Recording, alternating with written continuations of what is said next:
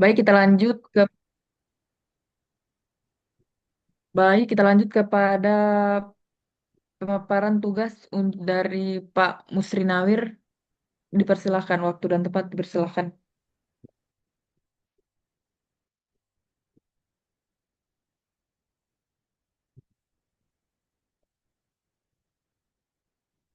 Sebelumnya Pak Musri Nawir, siapa yang mau ditunjuk untuk menanggapi? Eh, yang belum siapa? Wah, Pak Pak Pipo, Popi, Mbak Rafika belum ya? Rafika Fajri, Dokter Pak Imam Dokter juga belum. Imam, Ya, belum. Oh ya, Pak Rahmat juga belum menanggapi. oh Pak Rahmat tuh. Oh ya, Iya, masih Kayaknya Pak 4 Rahmat orang. nanti nanti terakhir dia kan. Nanti orang Iya, terakhir supaya yang baru Pak oh Rahmat. ya, mm, siap. Jadi siap. satunya Pak itu Pipo balasakan. Oke, Pak Dokter Imam baik Pak Dokter yang Imam untuk menanggapi. Ya,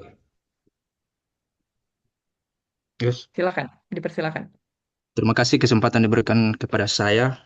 Di sini saya akan memaparkan tugas agenda 2. Yang pertama yaitu implementasi nilai-nilai dasar ASN berakhlak terkait berhubungan dengan jabatan saya yaitu sebagai penata kelola perumahan. Pertama, salah satu nilainya itu bertransfer pelayanan. Di sini saya memahami bahwa masyarakat adalah pemangku kepentingan utama. Jadi sikap perilaku saya lakukan verifikasi data calon penerima bantuan rumah swadaya dengan ramah, komunikatif, dan solutif. Seperti saya tidak hanya sekedar memeriksa berkas, tetapi memberikan penjelasan yang mudah dimengerti kepada warga mengenai prosedur bantuan. Jadi fokus saya adalah memastikan kebutuhan hunian mereka yang layak dapat terpenuhi secara tepat waktu. Kemudian yang kedua yaitu akuntabel, seperti integritas seorang ASN atau dari pribadi saya adalah harga mati dalam urusan tata kelola perumahan merupakan salah satu sikap yang perlu ditanamkan. Dan juga prioritas saya yaitu yang telah saya lakukan menyusun laporan progres pembangunan perumahan secara jujur dan transparan sesuai dengan kondisi lapangan tanpa manipulasi data ataupun progres yang ada. Kemudian ketiga adalah kompeten, di mana dunia perumahan ataupun tata ruang terus berkembang, jadi saya tidak boleh stagnan. Kemudian sikap prioritas saya yaitu mempelajari regulasi terbaru mengenai standar pelayanan minimal perumahan rakyat dan meningkatkan kemampuan teknis dalam pengoperasian sistem informasi perumahan seperti pengisian data berupa RTLH elektronik dan by name by address perumahan. Kemudian ketiga kompeten. Sikap prioritas saya adalah mempelajari regulasi terbaru mengenai standar pelayanan minimal perumahan rakyat dan meningkatkan kemampuan teknis dalam pengoperasian sistem informasi perumahan seperti pengisian data RTLH dan by the address. Kemudian keempat adalah harmonis. Jadi di situ kami membangun lingkungan kerja yang nyaman adalah yang merupakan kunci keberhasilan dalam tim ataupun dalam eh, instansi kerja saya. Jadi perilaku yang saya lakukan adalah menghargai setiap perubahan latar belakang rekan sejawat maupun warga saat melakukan sosialisasi terkait dengan kegiatan ataupun program kami. Dan di situ saya berusaha juga membantu rekan-rekan kerja saya dalam satu bidang dalam menghadapi kesulitan dalam penyelesaian basis data perumahan. Dengan suasana yang kondusif, koordinasi antar bidang dalam penataan kawasan permukiman menjadi lebih lancar. Kemudian kelima adalah yang merupakan dedikasi untuk kepentingan instansi dan daerah di atas kepentingan pribadi. Jadi sikap perilaku saya yaitu adalah menjaga kerahasiaan data strategis negara pun ataupun daerah ataupun instansi terkait perencanaan kawasan perumahan dan tetap melaksanakan tugas dinas lapangan meski di luar jam kerja jika terjadi urgensi di lapangan. Kemudian kolaboratif. Sikap perilaku saya adalah berkoordinasi dengan dinas terkait, pihak swasta atau pengembang atau jasa-jasa konsultan ataupun dari kontraktor dan pemerintah desa yang ada di Banggai Laut dalam memfasilitasi akses perumahan bagi masyarakat berpenghasilan rendah. Kemudian Saya percaya bahwa masalah perumahan tidak bisa diselesaikan sendiri. Saya membuka diri untuk masukan dan kontribusi dari berbagai teman staf demi mencapai tujuan bersama dalam penyediaan hunian ataupun rumah yang layak bagi masyarakat. Kemudian terakhir, adaptif. Sikap perlu saya dan adalah saya segera mempelajari aturan teknis terbaru ketika terkait standar hunian layak tanpa harus menunggu perintah atasan. Dan langsung menyelesaikan draft, kebijakan, ataupun verifikasi lapangan sesuai aturan yang ada. Kemudian yang kedua itu identifikasi isu dari jabatan saya sebagai penata kelola perumahan. Di instansi saya menganalisa bahwa ada 3 isu aktual yang terjadi. Yang pertama adalah tingginya angka backlog perumahan, kesenjangan kebutuhan hunian antara kepala keluarga dan yang belum mempunyai rumah dan perbandingan dan jumlah rumah yang ada di Kabupaten Bangka. Jadi di situ menurut data kami terbaru yaitu database perumahan Kabupaten Bangka Laut, angka backlog itu perumahan dari ini adalah mencapai 6.985 unit.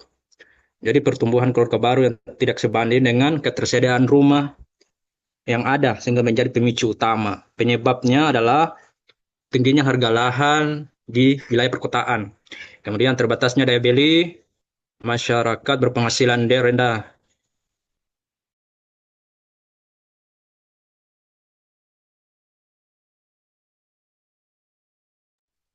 Kemudian selanjutnya penyebab yang lain adalah belum optimalnya skema pembiayaan perumahan yang inklusif.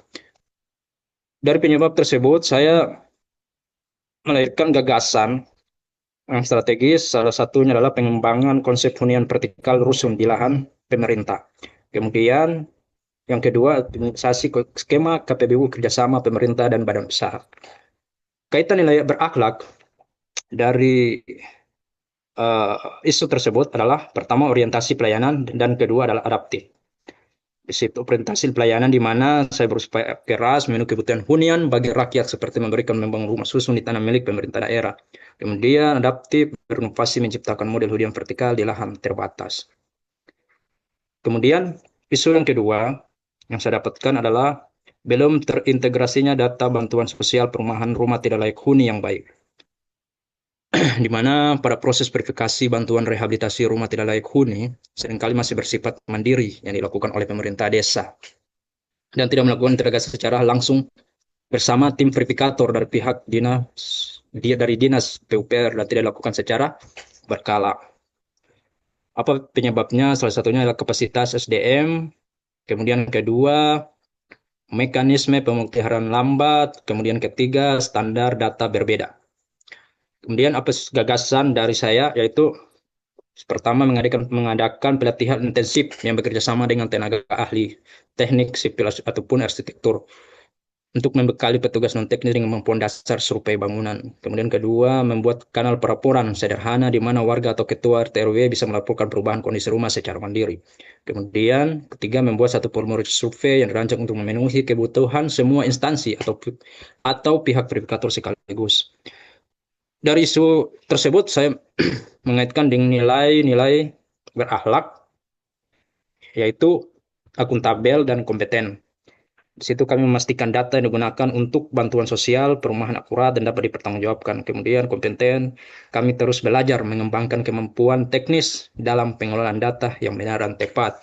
Kemudian isu terakhir yang saya dapatkan adalah meningkatnya kawasan permukiman kumuh di beberapa desa Kabupaten Bangka Laut. Seperti yang saya jelaskan tadi di tugas kelompok, yaitu pada tahun 2005 masih tahap proses pengusulan pada peningkatan kualitas kawasan kumuh. Yaitu seperti desa Monsongan. Kemudian ada beberapa desa juga yang kawasan kumuhnya ada. Kemudian di situ salah satu penyebab munculnya kantung-kantung kumuh dengan sanitasi yang buruk, pengolahan sampah yang tidak benar, serta penyediaan air bersih yang belum terlayani dengan baik, serta prasarana lain yang kurang mendukung. Jadi ini datanya saya ini yang tadi saya paparkan di kelompok. Penyebab dari isu tersebut adalah terbatasnya akses infrastruktur sanitasi dan air bersih. Penyebab utama adalah kategori kumuh di sini bukan hanya karena bangunan yang rapat, tapi buruknya indikator kesehatan lingkungan. Menurut profil kesehatan dari capaian SPM Banggelau, cakupan akses air minum layak di beberapa desa pesisir masih di bawah 70%. Dampaknya adalah terhadap masyarakat, masih bergantung pada sumber air yang tidak terlindungi dari sistem pembuangan tinja yang tidak memenuhi standar teknis, seperti uh, cubluk atau langsung ke laut. Kemudian yang kedua, rendahnya pengelolaan persampahan. Kawasan kumuh meningkat karena penumpukan sampah di bawah hunian panggung atau di bibir pantai. Kemudian data kapasitas layanan, data yang saya dapatkan adalah kapasitas layanan sampah di Bangladesh masih mencakup area perkotaan terbatas. Data menunjukkan bahwa timbulan sampah yang terangkut ke TPA itu, tempat pembuangan akhir, masih di bawah 40% dari total produksi sampah harian di kawasan permukiman padat pesisir. Kemudian penyebabnya yang ketiga adalah kepadatan bangunan dan ketidakteraturan tata ruang. Pertumbuhan penduduk di pusat kota Bangka seperti Kelurahan Durung dan Kelurahan Terburung menyebabkan lahan semakin sempit. Gagasan strategis dari penyebab tersebut adalah pertama, melakukan sosialisasi tanah teknis, bangunan, dan penertiban MB secara persuasif. Kemudian, pembangunan septic komunal untuk difungsikan oleh masyarakat sekitar. Kemudian, terakhir memberikan edukasi tentang pentingnya kesehatan. Kaitan dari nilai ASN tersebut adalah kolaboratif, bekerjasama dengan berbagai sektor seperti dinas kesehatan dan dinas sosial untuk penataan kawasan. Kemudian harmonis, menghargai perbedaan pendapat masyarakat dalam proses relokasi atau penataan ulang kawasan. Kemudian tugas selanjutnya adalah learning journal, yaitu tentang pengalaman kami mengikuti materi-materi di agenda 2 ini. Pengalaman saya dari sinkronus ini, yaitu ada beberapa kegiatan. Yang pertama, interaksi langsung secara virtual. Di situ kami dipaksa untuk tidak sekedar hafal singkatan berakhlak, tapi membeda kasus nyata. Saya ingat betul saat kita diminta memberikan contoh perilaku loyal dan adaptif. Di sini kita sadar bahwa menjadi ASN itu bukan cuma soal loyal, tapi juga harus adaptif terhadap teknologi. Di situ juga ada kegiatan diskusi kelompok di mana bagaimana menerapkan nilai-nilai harmonisnya di lingkungan kantor yang mungkin sudah punya budaya senioritas yang kental. Kesan saya adalah sisi ini sangat membantu untuk membuka pola pikir kami, bagaimana perspektif ataupun pandangan kami tentang persoalan-persoalan yang untuk dihadapi. Kemudian pengalaman dengan secara asinkronus. Di situ ada dua kegiatan. Pertama, belajar mandiri. Di situ saya mendapatkan seperti membaca modul yang ada di sinergi dan menonton video menggunakan disiplin tinggi. Di fase ini nilai kompeten benar-benar diuji, apakah kita cuma scroll supaya progres 100% atau benar-benar menyerap materinya. Kemudian ada kegiatan diberikan tugas, di mana di situ saat kita mengerjakan tugas individu maupun kelompok, seperti membuat video atau analisis isu di kantor masing-masing, di mana di situ ada nilai akuntabel yang kita perlukan. Kita harus jujur pada waktu, memastikan tugas selesai sebelum deadline, di portal ditutup. Kemudian kesan saya adalah meskipun melelahkan karena harus membagi waktu, pas ini membuat saya lebih mendalami setiap nilai, misalnya saat mencari contoh kolaboratif. Sekian dari paparan dari saya kembalikan kepada moderator. Baik, terima kasih untuk Pak Musri Nawir atas pemaparan tugas.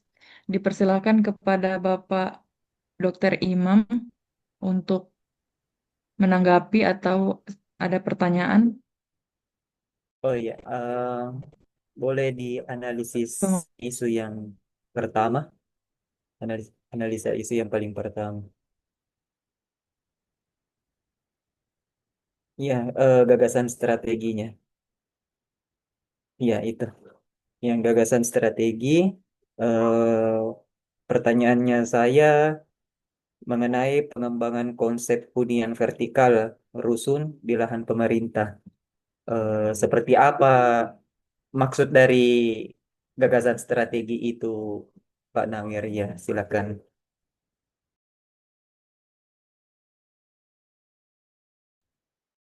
Dipersilakan untuk Bapak Musrinawir agar menjawab. Ya, terima kasih.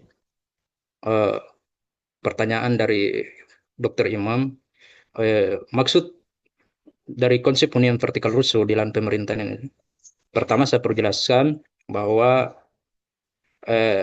bentuk rumah susun ini adalah salah satu bangunan yang bentuknya rumah bertingkat atau disebut dengan seperti kota-kota besar, kota yang memiliki kepadatan yang sangat tinggi, makanya dibuatkan oleh bangunan apa namanya, bangunan bertingkat tapi memiliki banyak kamar, memiliki banyak kamar. Dan kemudian konsep kami di bidang kami yaitu bidang perumahan, kami pernah mengusulkan lahan ke pemerintah daerah untuk program kami yaitu program pengembangan perumahan untuk para ASN. Mungkin ada teman yang pernah ikut Zoom terkait pengembangan rumah bagi ASN. Jadi itu. Jadi lahannya itu lahan pemerintah yang telah kami melakukan pembahasan lahan di di area area kejaksaan di situ. Jadi rencana kami adalah membangun kawasan di situ, kawasan perumahan khususnya hunian vertikal rusun ini. Baik, sekian. Baik, itulah penjelasan dari Bapak Musrinawir. Dipersilakan Pak Dokter jika ada tanggapan kembali. Ya, saya rasa cukup jelas. Terima kasih. Baik, terima kasih untuk Pak Dokter. Untuk Pak Musrinawir mungkin boleh stop share screen. Terima kasih atas pemaparan tugas individunya. Kita berlanjut kepada Pak Dokter Imam. Dipersilakan untuk share screen. Waktu dan tempat saya persilakan.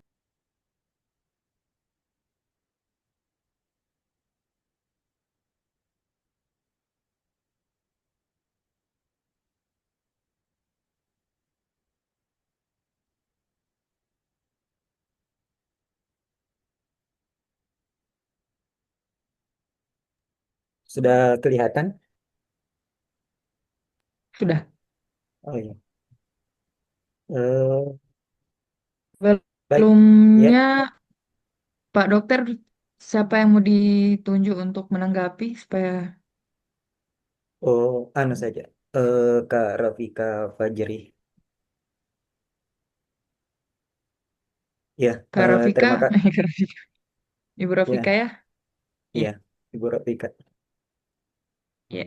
Oke, Ya, dipersilakan Pak Dokter. ya, Ya, oke, siap. terima kasih atas kesempatan yang diberikan. Eh, yang pertama,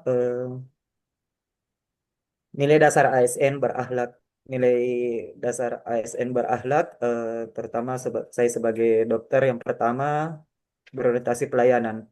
Dokter mengutamakan keselamatan dan kepentingan pasien, di antaranya memberikan pelayanan medis dengan empati dan tanpa diskriminasi, menjelaskan diagnosis dan terapi dengan bahasa yang mudah dipahami, menghormati hak pasien dan menjaga kerahasiaan medis. Akuntabel. Dokter bertanggung jawab atas setiap tindakan medis, yang terdiri dari bertindak sesuai standar profesi dan SOP, mencatat rekam medis secara jujur dan lengkap, siap mempertanggungjawabkan keputusan klinis secara etis dan hukum. Yang ketiga, kompeten. Dokter wajib terus meningkatkan kemampuan, mengikuti pelatihan, seminar, dan perkembangan ilmu kedokteran, menggunakan ilmu dan teknologi medis terbaru secara tepat, memberikan pelayanan sesuai kompetensi dan kewenangan. Yang keempat, harmonis. Sebagai seorang dokter itu menjaga hubungan baik di lingkungan kerja, seperti menghormati pasien, keluarga pasien, dan tenaga kesehatan lain, bersikap sopan, santun, dan saling menghargai, menciptakan suasana kerja yang nyaman dan profesional. Yang kelima, loyal. Dokter setia pada negara, Pancasila, dan profesi. Eh, Contohnya menjalankan tugas sebagai ASN dengan penuh tanggung jawab, menjaga nama baik institusi dan profesi kedokteran, mengutamakan kepentingan bangsa di atas kepentingan pribadi. Yang keenam, adaptif. Dokter mampu menyesuaikan diri dengan perubahan, seperti tanggap terhadap perkembangan teknologi dan sistem pelayanan kesehatan, sigap menghadapi situasi darurat, wabah, dan krisis kesehatan, terbuka terhadap inovasi dan perubahan kebijakan kesehatan. Yang ketujuh, kolaboratif. Dokter bekerja sama demi pelayanan yang terbaik, bekerja dalam tim kesehatan secara efektif, berkoordinasi dengan tenaga medis dan non-medis, mendukung sistem rujukan dan pelayanan terpadu. Selanjutnya, tugas identifikasi ya. Isu rancangan aktualisasi disusun berdasarkan identifikasi isu yang ditemukan di RSUD Banggai.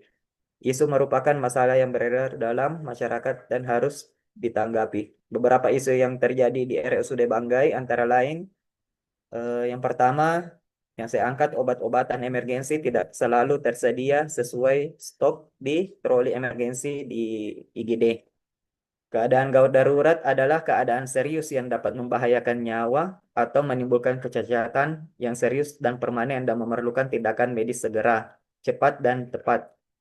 Oleh karenanya itu, obat emergensi atau gawat darurat adalah sekumpulan obat-obat yang digunakan untuk mengembalikan fungsi sirkulasi seperti henti jantung, henti napas, shock, dan keadaan gawat darurat lainnya seperti kejang atau perdarahan hebat.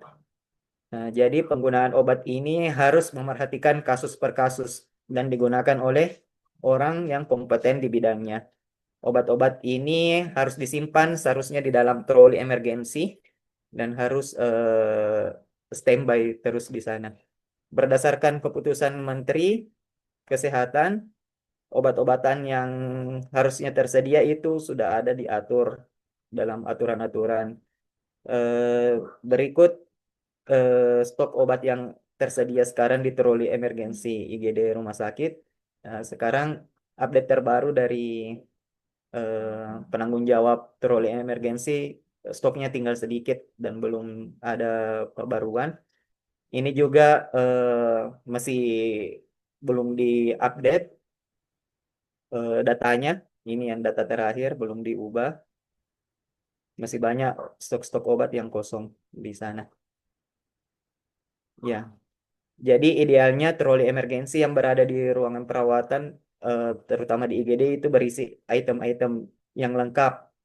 Namun di praktik sehari-hari dikarenakan beban kerja dan tanggung jawab dengan jumlah tenaga yang kurang, juga stok obat-obat yang kosong, seringkali ketersediaan obat-obat dan alkes troli tidak optimal. Yang kedua, isu penerapan 6 langkah cuci tangan oleh tenaga kesehatan IGD masih jarang dilakukan. Nah, padahal cuci tangan ini merupakan praktik dasar dalam, namun krusial dalam mencegah infeksi, terutama infeksi nosokomial, yakni infeksi yang bisa didapat di rumah sakit. Berdasarkan data simulasi yang dilakukan dalam perawat yang jaga dalam satu hari itu berjumlah 12 responden, terlihat bahwa hanya 5 orang yang atau sekitar 42% yang dapat mengikuti 6 langkah cuci tangan dengan tepat dan lengkap. Sehingga kepatuhan terhadap 6 langkah cuci tangan oleh tenaga kesehatan di rumah sakit itu masih memerlukan penguatan. Yang ketiga, banyaknya keluhan terhadap petugas mengenai tingkat keramahan dalam berkomunikasi di IGD. Nah, ini kurangnya komunikasi interpersonal yang optimal di IGD ini dapat menyebabkan keterlambatan tindakan medis, kesalahan dalam penanganan pasien, serta menurunnya kepuasan pasien dan keluarga. Nah, dalam kasus-kasus ini, berdasarkan data sekunder dari kepala ruangan dari bulan Oktober sampai Desember lalu itu, terdapat sekitar 11 komplain. Di antaranya komplain terkait informasi pasien yang tidak jelas berjumlah 3 kasus. Komplain karena tenaga medis yang dianggap kurang empatik itu ada 2 kasus. Dan yang paling banyak itu terkait dengan aturan-aturan BPJS. Pasien masuk di rumah sakit yang terkait terklaim BPJS-nya atau tidak. Itu ada 6 kasus. Lalu penentuan gagasan. Yang pertama, obat-obatan emergensi tidak selalu tersedia sesuai stok di troli emergensi. Penyebab masalahnya itu karena pencatatan stok masih dilakukan manual. Jadi gagasannya saya pencatatan stok itu obat sebaiknya dilakukan secara digital. Seperti kita bikin Google Sheet yang dapat dibagikan kepada petugas, dokter, dan apoteker. Yang kedua, stok obat tidak tersedia atau tidak mencukupi di rumah sakit. Jadi gagasannya itu melakukan pengawasan stok obat secara berkala dengan cara audit cepat. Yang ketiga, petugas belum disiplin melakukan pengisian ulang setelah obat digunakan. Gagasannya memberikan aturan yang jelas dan tegas kepada setiap petugas, memberikan penghargaan kecil untuk petugas atau tim yang terdisiplin. Yang keempat, belum ada petugas khusus yang bertanggung jawab. Nah, makanya dibentuk jadwal petugas yang bertanggung jawab berdasarkan waktu shift kerjanya. Eh, Isu yang kedua, penerapan 6 langkah cuci tangan oleh tenaga kesehatan IGD masih jarang dilakukan. Penyebab masalahnya, pertama beban kerja tinggi dan kondisi IGD yang mendesak. Gagasannya, kita harus sosialisasi bahwa cuci tangan adalah bagian dari tindakan penyelamatan pasien, bukan hambatan. Jadi, yang kedua, kurangnya kesadaran dan pembiasaan. Gagasannya menampilkan poster 6 langkah cuci tangan di titik-titik strategis seperti troli emergensi, wastafel, atau nurse station. Yang ketiga, sarana dan prasarana kurang optimal. Gagasannya penyediaan sarana seperti hand wrap di setiap bed pasien dan troli IGD. Yang keempat, pengawasan dan teladan yang belum konsisten. Jadi gagasannya itu harus sebaiknya dilakukan audit kepatuhan sederhana terutama oleh tim PPI dengan umpan balik non menghakimi. Yang ketiga, isu banyaknya keluhan terhadap petugas mengenai tingkat keramahan dalam berkomunikasi di IGD. Penyebab masalahnya, pertama kurangnya keterampilan komunikasi empatik. Jadi pelatihan komunikasi empatik berbasis role play di kasus IGD, pada kasus IGD itu penting. Yang kedua, kelelahan fisik dan emosional. Jadi gagasannya itu kita harus pengaturan jadwal kerja lebih proporsional, disertai saling menguatkan antar petugas supaya kelelahan fisik dan emosional itu bisa kita kendalikan. Yang ketiga, perbedaan persepsi antar petugas dan pasien, penggunaan bahasa sederhana dan non medis yang biasanya terutama di daerah Banggai ini kadang pasien datang dengan bahasa daerah itu komunikasi yang sangat penting. Jadi sering sekali terjadi miskomunikasi di situ. Gagasan penyelesaian masalah dengan kaitannya dengan nilai dasar ASN berakhlak. Yang pertama, ketersediaan obat-obatan emergensi di instansi gawat darurat RSUD Banggai belum optimal. Pencatatan dan sosialisasi pengawasan obat di troli emergensi secara digital bisa menggunakan Google Sheet untuk ASN berakhlak, nilai dasar ASN-nya, orientasi pelayanan, tujuan sosialisasi untuk memberikan pengetahuan awal penggunaan form Google Sheet ini. Diharapkan membuat pelayanan pasien gawat darurat menjadi lebih cepat dan tepat. Akuntabel, form disusun dengan format yang jelas, tepat, dan transparan sehingga koordinasi pengadaan obat bisa lebih efisien. Yang ketiga, kompeten, penyusunan formnya yang sesuai kebutuhan pelayanan menggunakan keterampilan digital dan pemahaman tata kelola obat.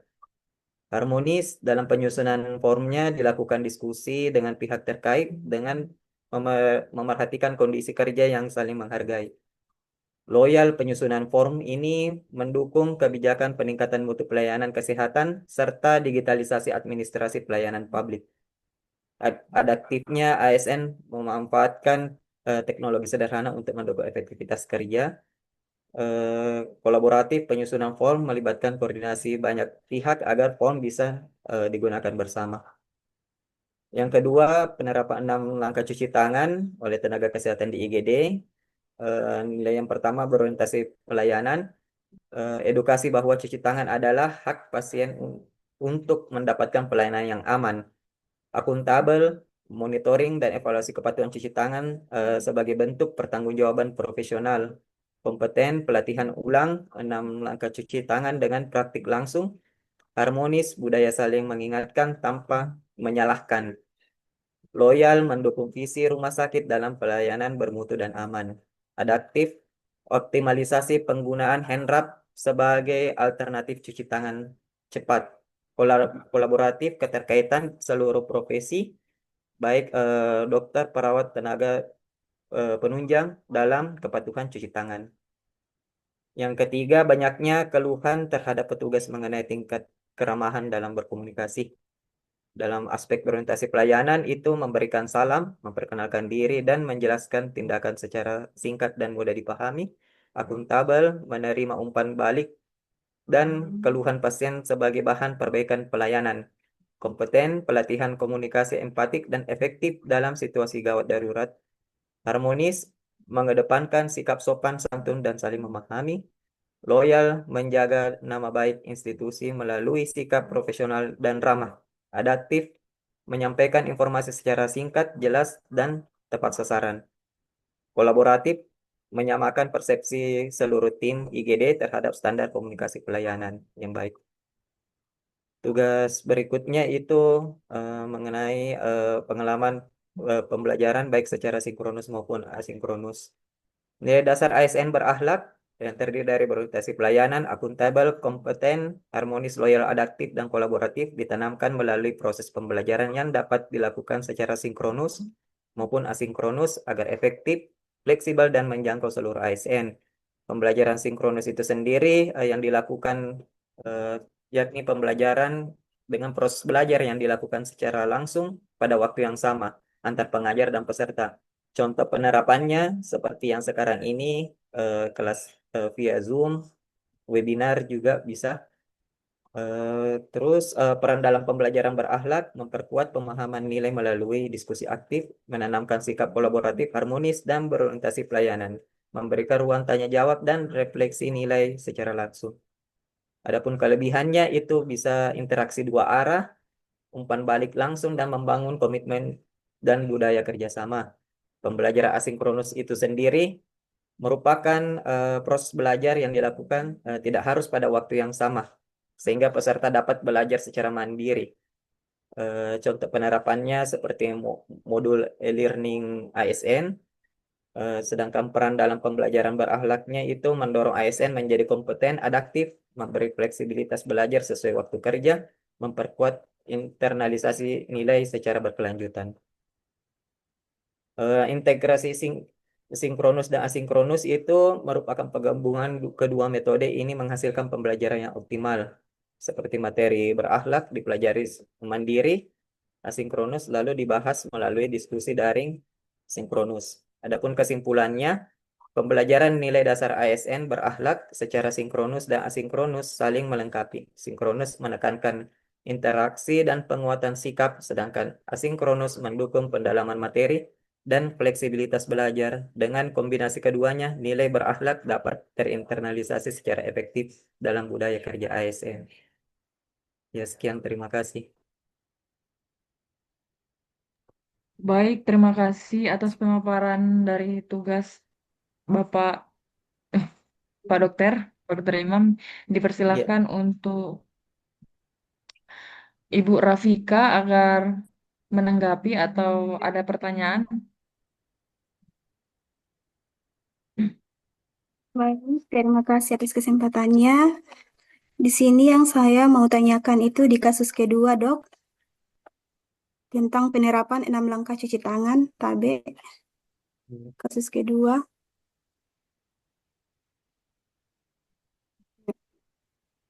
Di situ yang saya mau tanyakan, apa langkah-langkah kolaboratif yang dokter lakukan untuk menyelesaikan kasus tersebut dan mencegah terulanginya lagi isu serupa. Terima kasih, Dok. baik, terima kasih atas pertanyaan yang diberikan. Langkah-langkah efektif yang bisa dilakukan eh, untuk mengatasi supaya tidak terjadi kasus serupa itu tentunya yang pertama itu kita harus menyesuaikan diri dulu dalam hal kita harus pertemuan termasuk dalam yang bertanggung jawab seperti bidang PPI. PPI itu seperti bidang infeksi, penanganan infeksi, dan kita bisa eh, mengusulkan adanya sosialisasi untuk mengedukasi ke semua tenaga-tenaga kesehatan dan memberikan contoh dan edukasi bisa juga berupa eh, langkah-langkah digitalisasi seperti memberikan poster yang lebih mudah dipahami dan lebih menarik supaya menjadi daya tarik bagi seluruh tenaga kesehatan supaya dalam penerapan 6 langkah cuci tangan itu bisa berjalan optimal eh, sehingga dalam aplikasinya dalam dunia kerja itu bisa berjalan dengan baik. Dengan adanya digitalisasi seperti membuat poster-poster yang menarik atau dalam sosialisasi memberikan misalnya materi-materi dengan slide-slide yang bagus, daya ingat terutama semua nakes-nakes itu lebih bagus dan bisa diterima. Jadi dalam penerapan 6 langkah cuci tangannya itu bisa berjalan dengan optimal dan setiap nakes bisa menghafalnya di luar kepala dan bisa diterapkan dalam setiap tindakan setelah melakukan setelah ini setelah melayani pasien. Ya itu saja. Baik, terima kasih Pak Dokter untuk penjelasannya. Dipersilakan Ibu Rafika, apakah sudah menerima atau masih mau menanggapi? Ya, terima kasih dok atas penjelasannya. Terima kasih, saya sudah Iya, cukup sama-sama. menerima. Ya, Oke, Mbak Jihan sudah berapa orang? Sudah 8, Ibu. 9. Berarti masih ada 9. 93, Tinggal, 3 orang lagi ya? tinggal dua, Ah. dua Oh, orang. tinggal 2. Iya. Oke, di stop dulu karena waktunya sudah 20.13 ya. Berarti ketemu hari apa lagi kita Mbak Jihan? Hari Jumat ya? Boleh? Ini Iya, di Ibu, di hari jadwal, Jumat. di Ya. jadwal jam 9.15 sampai 11.30 di hari Jumat ya. Teman-teman saya lihat wajahnya sudah lelah. Saya juga sudah pakai kacamata super saya, tapi astagfirullahaladzim, la haula wala quwata illa billah. Sudah baca ayat kursi, tidak mempan sudah ya. Oke. Hmm. Teman-teman, difoto saja dulu ini ya. Eh, tadat. Nanti ini role play main peran saja Mbak Jihan. Bagi 4 kelompok ya. Nanti di hari Jumat itu kan kita ngabisin waktu tuh di setelah 2 orang tampil, baru kita ada tugas kelompok yang nanti studi kasus dinamika ASN, role play drama ya. Ada kasus 1, 2, 3, dan 4. Terus setelah bermain drama, tiap-tiap kelompok itu harus tahu apa masalah utama dalam kasus tersebut, dampak terhadap pelayanan publik dan citra ASN, tuliskan nilai mana saja yang relevan dengan berakhlak ya. Kemudian buat solusi berbasis berakhlak, misalnya perubahan sikap, SOP pelayanan, budaya kerja, atau inovasi pelayanan. Boleh? Enjoy aja, nanti hari Jumat lah, udah lebih santai aja ya. Saya mau lihat nih senyum-senyumnya bapak-bapak. Aduh, sabar ya, sabar teman-teman ya. Berarti Mohon maaf. Ibu 4 kelompok. Iya, 4 kelompok tidak usah dipatenkan, cuman khusus untuk yang hari Jumat saja. Ya, jadi kan katanya terlalu banyak kelompok nanti. Tapi yang untuk drama ini 4 kelompok, berarti 1 kelompok 3 orang ya Mbak Jihan? Eh, 1, Cuma 2, dapat 3 3, kelompok, 4. Ibu. Iya, kan kita 11 orang Oh, kan? oh iya, Ibu. Iya. Katanya kalau ngomongnya sudah belibet, sudah nggak bisa ngitung, yang lalot sudah Mbak Jihan, udah disuruh istirahat kita. Akhirnya 20.15 sudah boleh ya kita tutup saja teman-teman. Silakan Ya, rebahannya. Ibu. Ya. Oke, Alhamdulillah. Saya menyapa dulu nih Pak Ahmad, Pak Isman. Assalamualaikum. Waalaikumsalam warahmatullahi wabarakatuh. Oh, dokter. Akhirnya. Akhirnya Pak Ahmad, saya sudah baca ayat kursi 3 kali, tidak selesai-selesai. Pak Musri Nawir sudah pegang kepalanya loh Pak Ahmad. Ya. Dan Baik, saya Bapak. ini cuma curiga baju putihnya ini dari tadi pagi nih sampai sekarang belum copot nih kayaknya untuk peserta. Langsung rebahan. Ini Jihan sudah tidur pakai baju putih. Baik, Jihan sudah Bapak, tidur saya mohon tapi. izin saya serahkan ke Pak Ahmad ya sama Pak Isman. Oh Terima ya, kasih oke. teman-teman. Mohon maaf Makasih kalau ada banyak, salah. Bu Dokter. Ya, Ya, Ibu. Terima kasih, Ibu. Ya, iya, Assalamualaikum warahmatullahi wabarakatuh. Waalaikumsalam. Waalaikumsalam. Waalaikumsalam. Oke guys, sudah selesai semuanya toh? Sudah, Pak. Belum, Pak. Nah, Masih record, 2 orang. record, record. Di record yang tadi yang siang sudah ya, Jihan ya? Sudah, Pak. Yang sore masih Eh, sementara ya, di-upload, Pak. Masih sementara iya. yang Berarti udah. 2 lagi kan, tambah yang ini kan, Iya, Pak. sama-sama sama Pak Rahmat. Masih kuat Rahmat ini upload? Masih, Pak. Masih aman, aman. Masih. Oh, ya, sudah. Oke lah kalau begitu, selamat beristirahat ya teman-teman. Jangan lupa ganti baju dulu dan besok bangun sholat subuh. Yang belum sholat isya juga. Oke, saya akhiri. Terima kasih banyak semuanya. Assalamualaikum warahmatullahi wabarakatuh. Waalaikumsalam Waalaikumsalam warahmatullahi Waalaikumsalam wabarakatuh. warahmatullahi wabarakatuh. Waalaikumsalam warahmatullahi